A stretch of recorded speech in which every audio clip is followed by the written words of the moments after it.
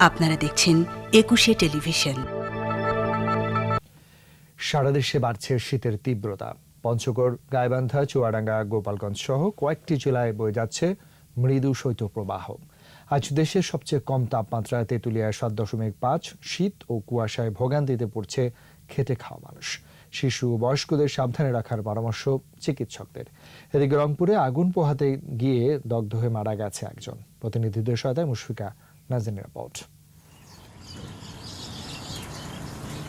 পঞ্চগড়ে ঘন কুয়াশায় ঢাকা পড়েছে পুরো এলাকা।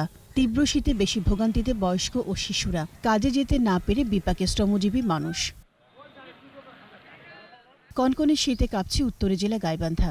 গত দুদিন ধরে তাপমাত্রা কিছুটা বাড়লেও কমেনি শীতের তীব্রতা। সন্ধ্যা থেকে তাপমাত্রা কমতে থাকা ও হিমেল বাতাস শীতের মাত্রা বাড়িয়ে দিয়েছে। বিপাকে খেটে খাওয়া নিম্ন আয়ের মানুষ। শিশু ও বয়স্কদের দেখা দিয়েছে সর্দি, কাশিসহ শীতজনিত নানা রোগ। বাচ্চাদের অসুখ বিসুখ বেশি, শিশু আর বয়স্ক যারা আছে তাদেরকে নিয়ে খুব সমস্যায় আছি। আমরা বয়স্ক মানুষ, আমার স্বামী নাই, একটা বেটা টাইম বসে আছে, কর্ম নাই। ঠান্ডার জন্য মানুষ কুকুরানে কি ঘরের মধ্যে থাকে, বুক জাম লাগে, কাশ হয়, সর্দি লাগে। চুয়াডাঙ্গায় বইছে মৃদু শৈত্যপ্রবাহ।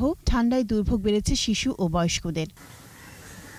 হিমালয়ের হিমেল বাতাসে বিপর্যস্ত লালমনিরহাটের জনজীবন। বিপাকে ছিন্নমূল সহ তিস্তা ধরলা নদীর চরাঞ্চলের মানুষ। শীতার্তদের মাঝে শীতবস্ত্র বিতরণ করা হলেও তা অপ্রতুল। ঠান্ডার মধ্যে কাজ না করলে আমরা খাই কি এখন। ঠাকুরগাঁয়ে ঘন কুয়াশা আর হিমেল বাতাসে জেঁকে বসেছে শীত। বেড়েছে শিশু ও বড়দের ঠান্ডাজনিত রোগ। হাসপাতালেও শ্বাসকষ্ট, নিউমোনিয়া ও ডায়রিয়া সহ বিভিন্ন রোগে আক্রান্তের সংখ্যা বাড়ছে।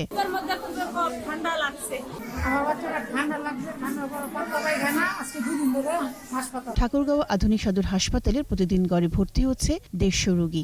শীত থেকে বাচ্চাদের বাঁচানোর একমাত্র উপায় এই সময় কারণ ছাড়া বাচ্চাকে বাড়ি থেকে বের হওয়া উচিত হবে না, এবং বাচ্চাকে গোসল করাতে হয়, উষ্ণ গরম পানিতে করাতে হবে। শীতে চিকিৎসার পাশাপাশি শিশুদের সাবধানে রাখার পরামর্শ চিকিৎসকদের। এদিকে আগুন পোহাতে গিয়ে দগ্ধ হয়ে রংপুর মেডিকেলে চিকিৎসাধীন অবস্থায় মারা গেছেন রিমা নামের এক গৃহবধূ। মুশফিকা নাজনীন, ২১শে টেলিভিশন।